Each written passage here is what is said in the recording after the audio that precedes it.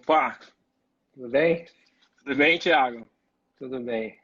Tudo ótimo. Bom, cara, primeiramente agradecer aí seu tempo para compartilhar aqui com a gente um pouquinho das suas experiências.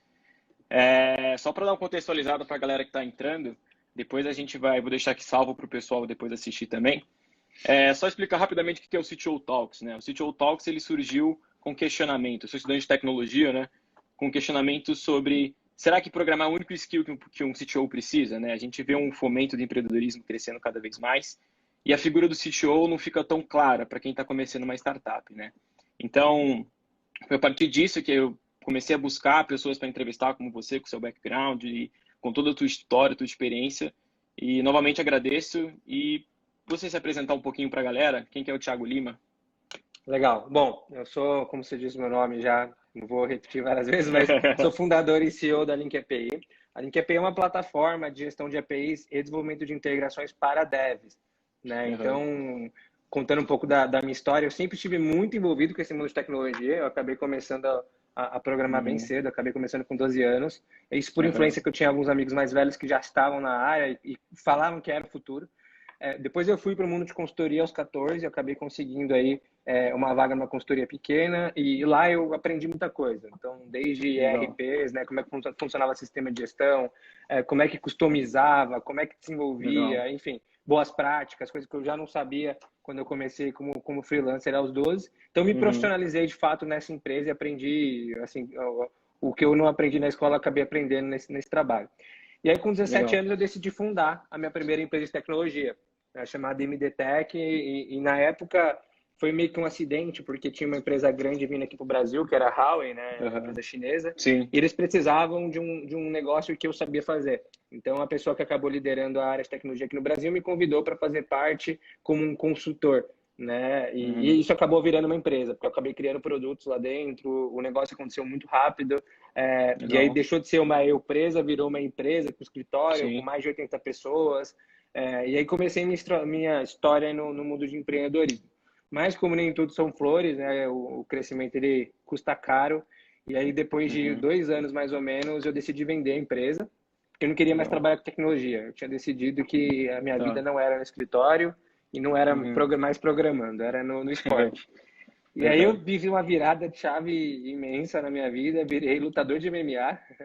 Uhum. Muita gente acha que não tem nada a ver, mas tem uma ligação que a gente vai falar aí no decorrer Claro, da conversa.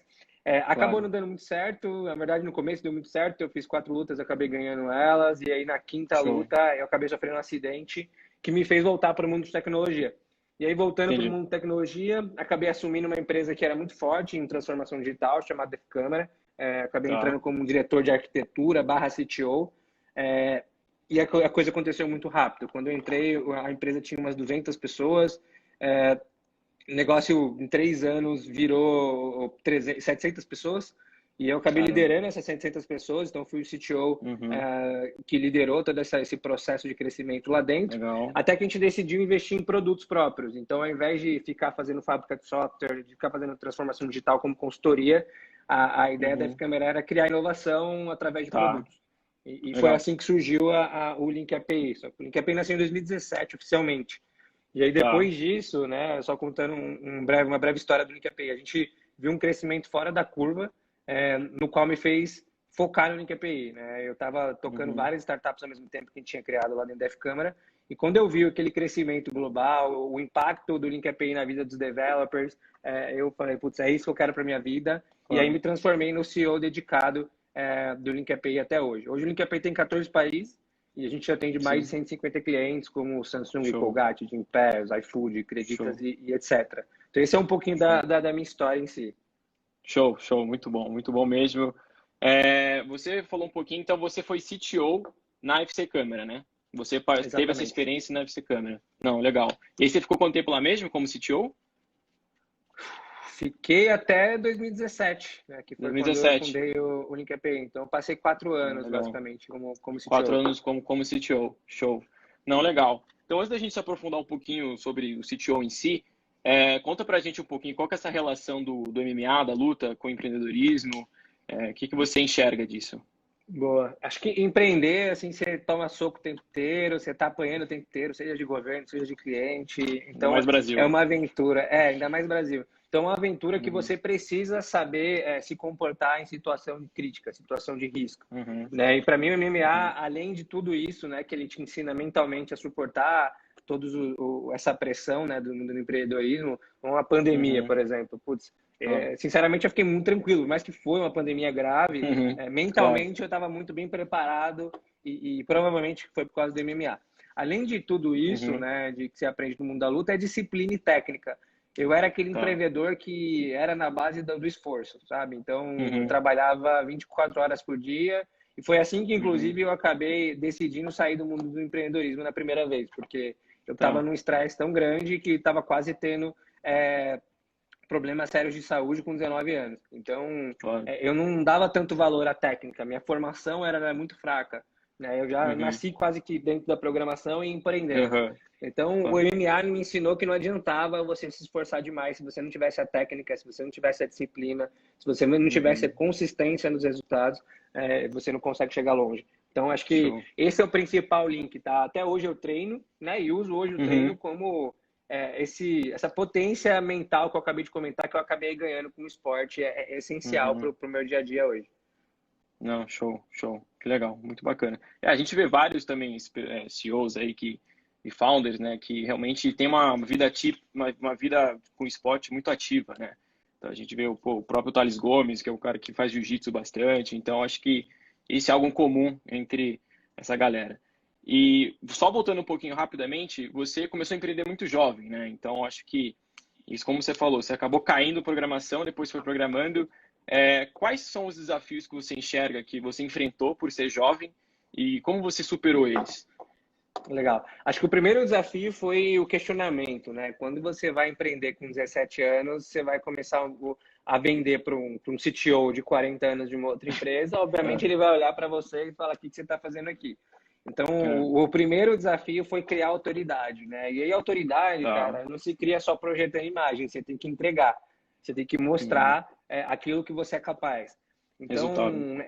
resultado, não tem outra coisa. Então, a gente fazia muita prova de conceito para mostrar realmente o porquê que a gente era tão bom tecnicamente, porque nosso produto na época era diferencial. Uhum. Depois disso, aí teve outros desafios, né? Então, a primeira é a aprovação inicial, né? Você mostrar para o mundo Uhum. que você sabe o que você está fazendo com 17 anos, fundando uma empresa de tecnologia. Depois tem muito administração, acho que foi a minha principal falha, assim, sabe? Eu não conhecia coisas básicas, a tributação, Uhum. quando se pagava de imposto numa nota, é, Uhum. como que funciona um cap table, né? O quadro societário de uma empresa, como é Uhum. que levanta investimento, como é que aloca Uhum. capital de forma eficiente. Então, a parte administrativa e a parte de educação mesmo, formação, foi um grande gap que eu vi, um desafio Uhum. gigantesco, que foi, obviamente, o que me fez cometer mais erros nesse início dessa empresa. Claro. Então, esses são os dois principais pontos que eu poderia citar, acho que como principais aí, que Uhum. impactaram Legal. bastante esse meu primeiro período como empreendedor. Não, legal. E eu acho que também era uma outra época, né? Como você falou, eu vi uma entrevista sua, você falando, na época nem se falava de startup, né? Hoje tá um hype absurdo e realmente o acesso à informação é muito maior, né? Hoje você vê esses perfis aqui do Instagram que realmente ajudam, então eu acho que de certa forma as pessoas não vão ter tantos problemas assim, tem mais acesso à informação do que você teve alguns anos atrás, né? Então isso ajuda bastante. E uma dúvida que eu tenho aqui para perguntar para a galera, quem não te segue no LinkedIn, não tem conexão com você, eu indico pra caramba, você solta bastante artigos legais. E um deles me chamou a atenção, né, em que você fala basicamente incentivando os desenvolvedores a empreenderem, né?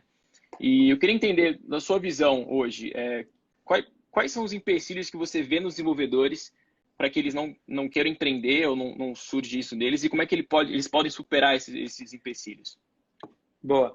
Eu acho que o primeiro é o mercado, né? O mercado desenvolvedor ele é diferente de qualquer outro mercado. Então, hoje eu digo que é uma das únicas profissões que você escolhe onde você quer trabalhar se você é bom. Né? Uhum, E geralmente os outros mercados não funcionam dessa forma. Então, o uhum, fato do mercado estar sempre levando ele para boas oportunidades, seja no Brasil ou lá fora, né? Eu acho que é o uhum. primeiro fator que ele pensa, putz, será que vale a pena empreender, né? O risco é tão É, grande, não é, faz tanto sentido assim. Então, acho que exato. o desafio é ele pensar um pouco diferente, né? De que às vezes quanto mais você aumenta o risco, você aumenta a recompensa. No fundo, o mundo do empreendedorismo é assim, né? É na base do risco, mas se você consegue executar bem aquela inteligência que você tem em termos de negócio, em termos de tecnologia, vai dar certo. Então, acho que o principal desafio principal é tirar essa cabeça de tipo, putz, eu vou ser desenvolvedor e vou trabalhar numa empresa lá fora. Né? A capacidade do desenvolvedor aqui no Brasil, e esse post foi até muito polêmico, né? Porque a maioria das pessoas comentaram falando, cara, realmente, eu conheço desenvolvedor do mundo inteiro e não existe nenhum desenvolvedor, uma mão de obra tão qualificada como a do Brasil. Então, e o Brasil está querendo trabalhar lá fora. Então, por que não fomentar o empreendedorismo aqui, dado tanta oportunidade? Tipo, o Brasil é um país gigantesco, cara. O Brasil, em termos de mercado, só é menor que os Estados Unidos, China. Mas olha o território que a gente tem, né? Claro, com certeza. Mas também tem incentivo, né? A gente fala por uma ótica de mindset, né? Dessa que eu comentei, do cara querer trabalhar lá fora, mas também não tem incentivo. Então, o empreendedor aqui no Brasil, de todos os segmentos, não tem qualquer incentivo, né? Claro. Seja do governo, seja da educação. A gente está acostumado na escola a realmente empreender é feio, né? Na faculdade, o cara quer te levar para ser um acadêmico. É muito diferente do que a gente vê numa cultura empreendedora nos Estados Unidos, por exemplo, onde na universidade você tem que criar uma startup real. Então, eu acho que tem um trabalho educacional que tira um pouco desse desafio de incentivo, de engajamento, e tem essa parte de mindset de que o desenvolvedor ele precisa pensar um pouco mais de quanto mais risco, mais recompensa, né? E tem uns comentários legais aqui. Também tem o custo e a burocracia de abrir. E aí entra no parâmetro de incentivo que eu comentei. Putz, é tão complexo, cara, que é ao contrário do incentivo. Né? Além do custo. Exato. Exatamente. E até um termo que você utilizou, né? O síndrome de vira-lata, né? Às vezes a gente acha que, pô, o Brasil é ruim em tudo, os profissionais são ruins, mas na verdade a gente tem aqui uma riqueza absurda que a gente não explora, né? Então, essa síndrome do vira-lata foi um termo interessante que você citou. Eu falei, cara, realmente, quantas vezes nós mesmos, assim, numa situação, a gente se põe nisso, né? Vou até falar um negócio curioso, que acontece muito, né? Nossa plataforma, ela é toda em inglês. E aí, quando a gente chega, às vezes, numa empresa grande, eles vão começando a testar, e vão começando a colocar integrações lá dentro, eles perguntam, nossa, mas isso aqui é brasileiro? Caramba, exato. Então, por aí você já vê o complexo de vira-lata. O cara pensa na visão dele que no Brasil não pode ter uma empresa totalmente deep tech que trabalha muito bem essa experiência com developer. E é um preconceito que a gente sofre o tempo todo, mas, sinceramente, é um que motiva o Link API. Quando a gente vê esse cenário, a gente fala, cara, que legal, a gente está quebrando um pouco esse paradigma do cliente, sabe? Claro, não, show. Que legal. Bom, voltando então um pouquinho agora para a parte de CTO, tá? Queria que você compartilhasse qual que é o papel de um CTO numa startup que está começando. Então, a galera se reuniu, putz, o cara tá ali, sabe programar, mas qual que é o papel dele no início? E esse papel, ele muda ao longo do tempo? Na maturação da empresa e tudo mais? Cara, essa é uma pergunta fantástica, porque eu vejo muita dúvida. E de fato, os estágios vão mudando. Né? Eu vou contar um pouco do que eu já passei e do que, inclusive, eu direciono para o meu CTO, enfim. Como é que a gente explica essa carreira? Porque uma coisa é um desafio de quando você está iniciando, né? Então, vamos pegar esse desafio inicial, de que estou criando uma startup e sou programador / CTO. Né? Basicamente, quando você está criando uma startup, que é o que a gente chama de early stage, você tem que validar mercado, você tem que validar produto. Claro. Então, a sua preocupação nesse sentido tem que ser muito mais de entregar algo rápido e que permita flexibilidade. Né, no sentido de você fazer teste o tempo todo. Claro. Então, não é um cara que precisa pensar numa estrutura extremamente robusta, uma arquitetura extremamente robusta, escalável. Não, cara, você está testando.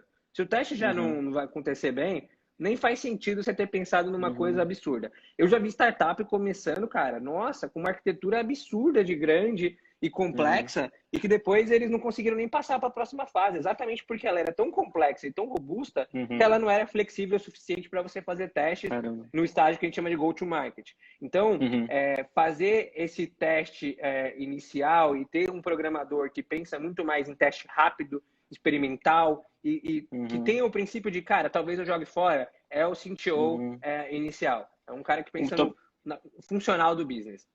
Talvez um pouco de visão de produtos também, né? Aquela de validação, market to fit. Então, seria interessante, né? Seria o ideal, cara. Seria o ideal. Mas eu vejo que a maioria dos CTOs, geralmente numa startup early stage, isso está mais na cabeça do CEO. O CTO está mais como um Aham. programador mesmo, Mesmo. que consegue entregar rápido. Mas aí, Legal. vamos entrar agora na próxima etapa de uma startup que a gente viveu na pele. Uhum. Pô, chega um momento que Claro. você validou o mercado, você entendeu realmente Uhum. a dor que você resolve, a solução que você tem que entregar, aí sim você já tem que pensar em estrutura. Então, Sim. aí nesse caso, o CTO ele começa a pensar em time, né? Então ele tem que saber contratar, ele tem que saber fazer gestão de time, ele tem que conseguir Uhum. colocar métodos ali para desenvolver o produto, né? E ele tem que conseguir compilar a visão de negócio para a tecnologia. Né? Então ele Uhum. começa a virar uma interface, e como ele tem time, ele tem que começar a traduzir, né? O que ele fala com o Sim. CEO, ele tem que traduzir o que ele Claro. fala com a área comercial, né? E aí sim Uhum. ele começa a ter mais esse skill de produto e por aí vai. Né? Então, Tá. quando a gente fala desse estágio já de, putz, vamos para o próximo nível, né? Que é o que a gente chama de scale up, né? Dentro do mundo Uhum. das startups, ele tem que pensar em estrutura, então arquitetura, aí sim faz sentido ele pensar no negócio que vai escalar, mas também ele não precisa Claro. exagerar, porque está Uhum. começando nesse estágio de escala, É. e pensar mais em gestão de time, conhecer um pouco também da parte financeira e liderança da empresa, porque ele tem que entender exatamente quais meios, como é que ele utiliza aquilo de forma inteligente, né? Então, alocar Legal. capital, putz, ele vai entender que putz, se crescer a empresa daqui a 3 meses, eu vou ter que contratar um time e tal. Então, é um cara que começa a ter essa mentalidade. Depois que ele passa Uhum. dessa fase aí de escala inicial, né? Aí vamos pegar um estágio de startup de Series A ou coisas do tipo, Uhum. aí sim ele tem que começar a ser o cara de entender o input e output das coisas. O que isso quer dizer na prática, Uhum. né? Ter previsibilidade da sua própria operação. Então, deram uma pergunta aqui que até complementa o que eu ia falar agora. Como projetar os recursos para o crescimento? Legal. Basicamente, quando você entra numa estágio de Series A, que a empresa está faturando mais de 10, 12 milhões ao ano, uma startup, aí ele tem que começar a, putz, ó, se entrar esse tanto de clientes aqui, eu vou ter uma escalabilidade assim, então eu vou ter que aumentar a minha infraestrutura e vou ter que aumentar o time se um cliente quiser a demanda XYZ. Então você Uhum. começa a entender melhor do seu business, tá? Uma técnica Sim. que eu gosto muito é quase que uma técnica de orçamento, né? Mas basicamente você tem uma margem bruta, né? E então você Uhum. sabe que a sua infraestrutura vai custar 100 mil reais para 100 clientes. Pô, você faz uma Uhum. conta burra ali e sabe que se duplicar o cliente, você vai duplicar isso se o negócio estiver eficiente ou não. Então, o CTO nesse estágio, ele tem que entender muito bem. Então, ele tem que conhecer de financeiro, né, para Legal. alocar bem os recursos. Ele tem que Uhum. conhecer de gestão de times, estruturas, métodos e por aí vai. E ele tem que conhecer em arquitetura, aí é um conhecimento mais parrudo. Tá? Mais Então, parrudo, esses é. são os principais estágios que a gente vê Legal. no mundo das startups e a evolução do papel do CTO conforme a Claro. startup vai crescendo. Show. E esse papel, assim, pensando então nas habilidades dele, mais pontuais, assim, que você vê.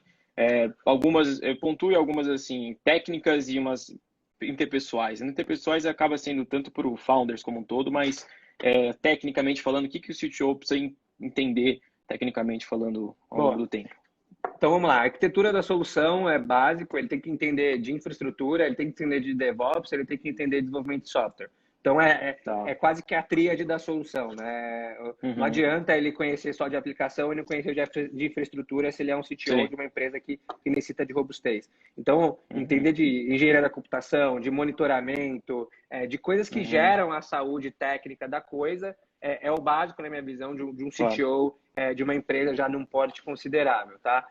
Aí, Uhum. termos técnicos são esses, tá? E aí, Legal. stack, sinceramente, ele tem que entender o funcionamento da stack, não o Da detalhe da stack. stack, porque ele já está no nível que ele não consegue programar todo dia.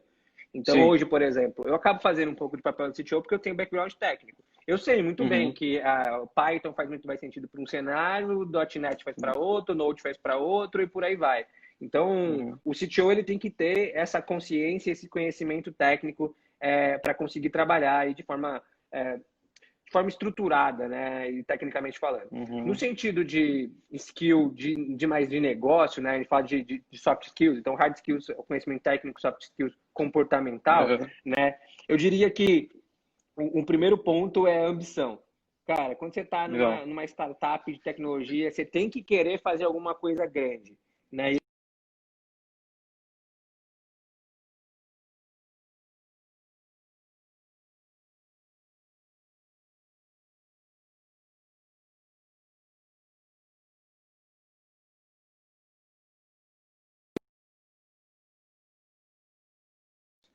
Seguindo aqui um pouco de soft skills, travou um pouco, não sei se você conseguiu ouvir. Não, consegui. Travou, mas tá tranquilo. Tá. Seguindo aqui a parte de soft skills, e continuando correlacionando, a parte de proatividade. Cara, Legal. quando você é um CTO de uma empresa, uma startup de tecnologia, Uhum, as coisas mudam muito rápido. E se você não tem uhum. proatividade de ir lá entender a demanda de negócio para trazer para o seu time técnico, Sim. porque às vezes não é tão simples a comunicação, não chega Uhum, tão linda igual a gente claro, pensa. Putz, vai surgir ali a demanda de negócio, alguém vai te falar estruturado. Não. Muitas claro. vezes o cara de negócio está trabalhando uma demanda. Então você tem que saber Uhum. antecipar aquela demanda que está por ali.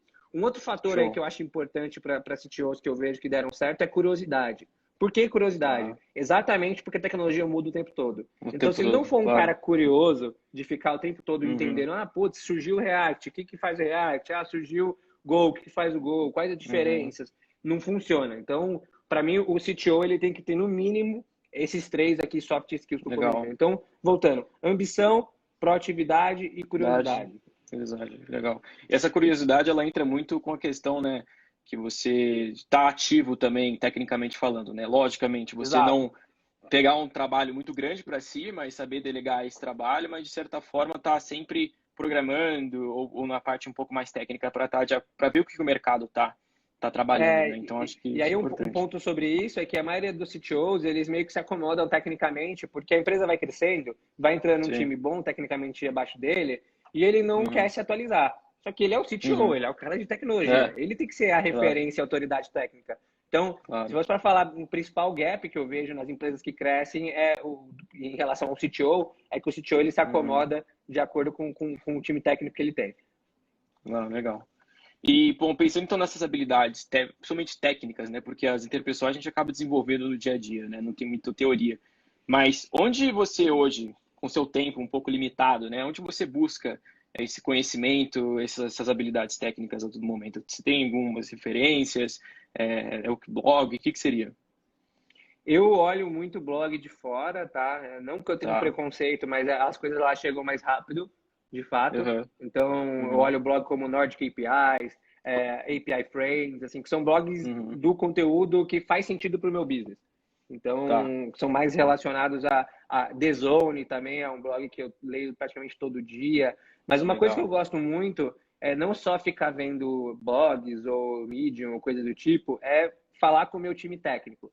Isso me atualiza Tá. muito bem.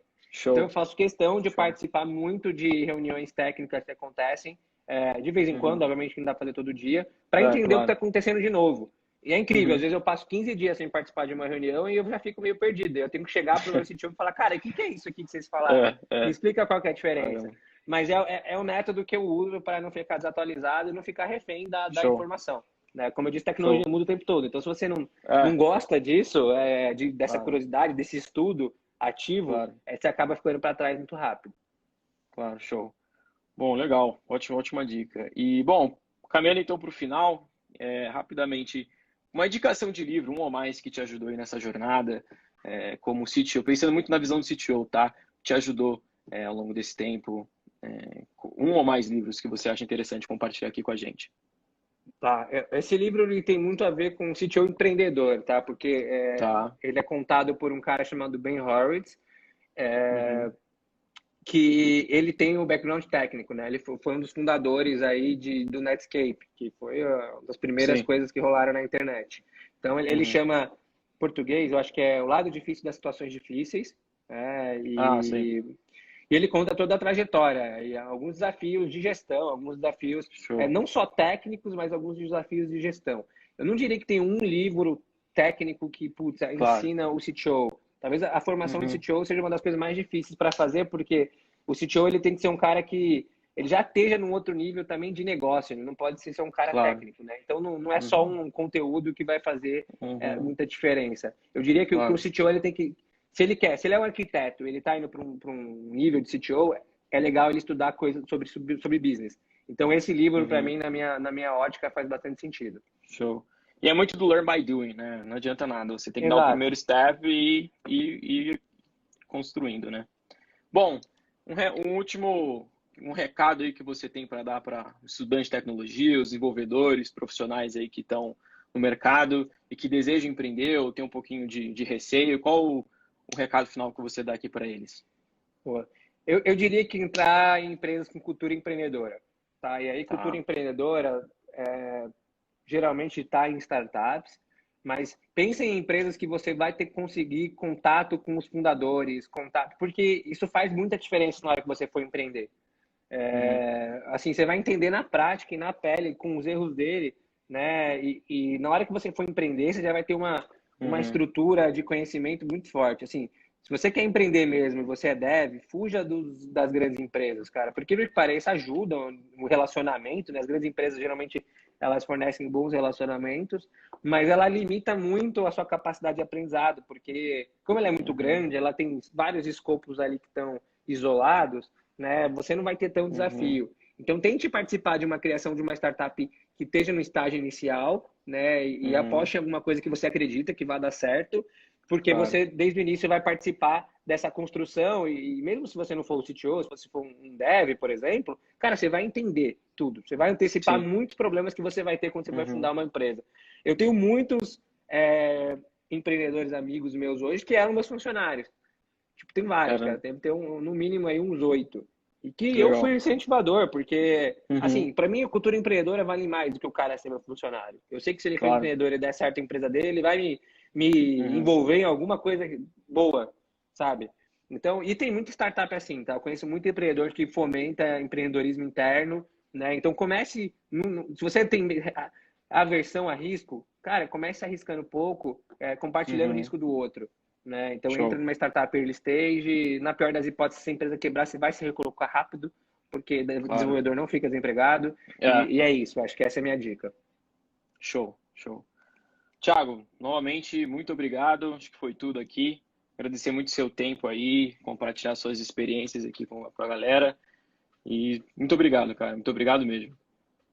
Bom, queria agradecer o convite, cara, como eu te disse, esse tipo de iniciativa é muito útil, acho que tem muita gente que está querendo ser CTO, que está querendo empreender enfim, Uhum. conseguir falar com pessoas que fizeram essa trajetória ajuda demais. Então, espero Sim, que eu tenha ajudado muita gente, espero que a com gente certeza. ajude muita gente ainda com esse conteúdo. Então, eu agradeço aí o convite e provoco você para continuar com essa iniciativa que vai fazer diferença demais aí na vida de muita gente. Então, parabéns aí pela Show. iniciativa e continue ela. Ganhou um fã aqui também como um participante.